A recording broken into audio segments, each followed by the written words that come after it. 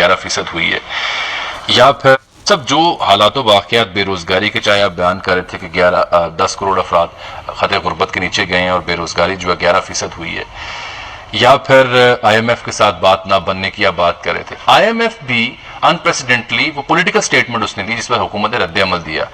اب اگر یہ آپ سے پوچھا جائے بینگ این ایکسپرٹ کہ سولوشن کیا ہے، پھر اب کون سے وہ بنیادی میئرز ہیں یا فیصلے جو لے کے ہم کسی حد تک اس پٹری پر چڑھ سکتے ہیں؟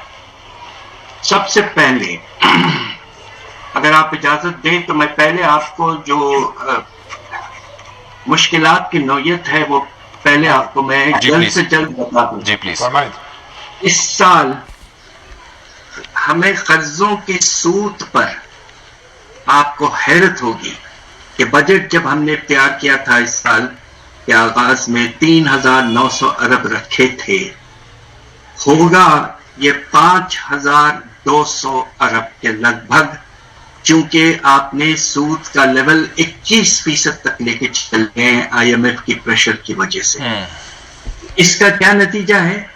نتیجہ یہ ہے کہ یہ 5,200 ارب ہماری فیڈرل گورنمنٹ اپنے آمدنی سے پورا نہیں کر پائے گی.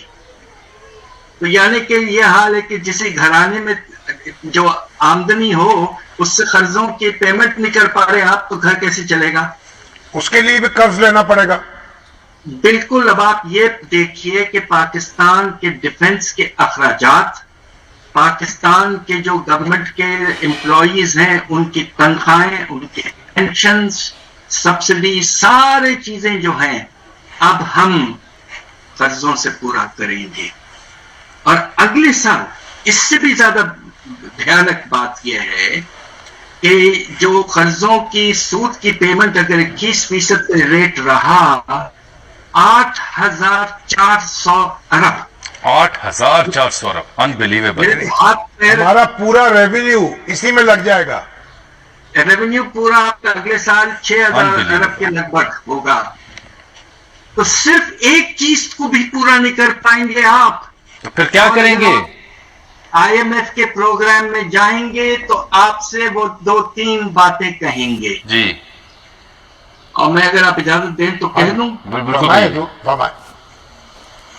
سب سے پہلے پروگریسو انکم ٹیکس پہ اشارہ دیا ہے آپ کے ایم ڈی نے، جو کچھ ہفتہ پہلے پاکستان کے بارے میں بات کی تھی، اور اس پہ کہا تھا کہ اگر آپ پروگریسو انکم ٹیکس لائیں گے تو تھوڑی سی گنجائش بنے گی کہ آپ ٹارگیٹڈ ریلیف دیں غریبوں کو. اب یہ پروگریسو ٹیکس میں کون سے شعبے یا ایسے گروپ ہیں جس میں اس وقت نہ دینے کے برابر ہے ٹیکس؟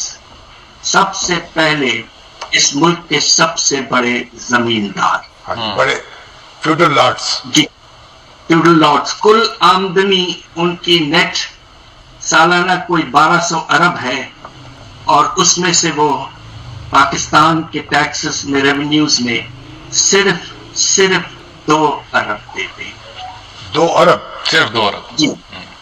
دوسری طرف آپ کا پراپرٹی اوننگ کلاس ہے اور پراپرٹی ڈیولپرز ہیں.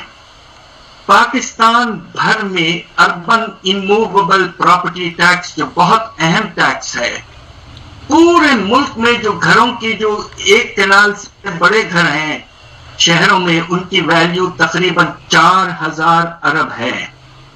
اور ٹیکس کتنا ملتا ہے؟ مشکل سے 16 ارب. اندازہ کیجئے. اور جی، تیسرا طبقہ جو ہے وہ ہے آپ کے ٹریڈرز. یہ شعبہ پاکستان کا سب سے بڑا شعبہ ہے، wholesale and retail trade sector. یہاں سے کل آپ کو صرف 25 ارب ملتے ہیں. 25 ارب. اگر آپ نے یہ سارے مراد ختم کیے تو اللہ کے فضل سے ہمارے ریونیوز میں 2,000 ارب کا اضافہ ہو سکتا ہے. 2,000 روپے کے مراد دیے ہوئے آپ نے ارب کے. ایک طرف تو آپ کو یہ کرنا ہے، دوسری طرف ایس او ایز کے خرچے جو ہیں وہ آسمان تک پہنچے ہوئے ہیں اسٹیٹ اونڈ انٹرپرائزز کے. جی جی. اس سال اندازہ یہ ہے کہ 2,000 سے 2,500 ارب کے خرچے ہوں گے ان پر. دیکھیے یہ آؤٹ آف لمٹس ہر چیز ہوتی جا رہی ہے. कब तक हम बैठे रहेंगे? बड़े डिसीजंस की जरूरत है। फेडरल गवर्नमेंट को बहुत हद तक छोटा करना है 18th अमेंडमेंट के बाद, नहीं कर रहे हैं आप। बेशुमार सब्सिडीज बांटते फिर रहे हैं आप। तो देखिए, बात यह है कि एक वक्त ऐसा आता है कि किसी मुल्क की तारीख में जब बड़े इकदाम लेने पड़ते हैं, वो वक्त आ चुका क्वाइट अनफॉर्चुनेट डॉक्टर साहब, हम कुछ देखने को तैयार नहीं है, सुनने को तैयार नहीं है। तो कैसे चलेगा मुल्क? मुझे आप बताएं, कैसे चलेगा ये हमारा प्यारा मुल्क? और दूसरी तरफ गुर्बत का जो पैमाना है, जो लोगों की, गरीब लोगों की आमदनी और पॉवर्टी लाइन में जो फर्क है, उनके गरीब होने के नतीजे में, जिसे हम पॉवर्टी गैप कहते हैं जी, इस वक्त पाकिस्तान में वो 2100 अरब तक पहुंच चुका है। और बेनजीर इनकम सपोर्ट प्रोग्राम खींच खांच के सिर्फ 400 अरब का है। सिर्फ 400, बिल्कुल ठीक। तो कैसे आप पॉवर्टी को? ये डॉक्टर साहब, आपने जो हकायक की बुनियाद पर जो तस्वीर पेश की है, उसे देखकर, उसे सुनकर दिल दहल गया है।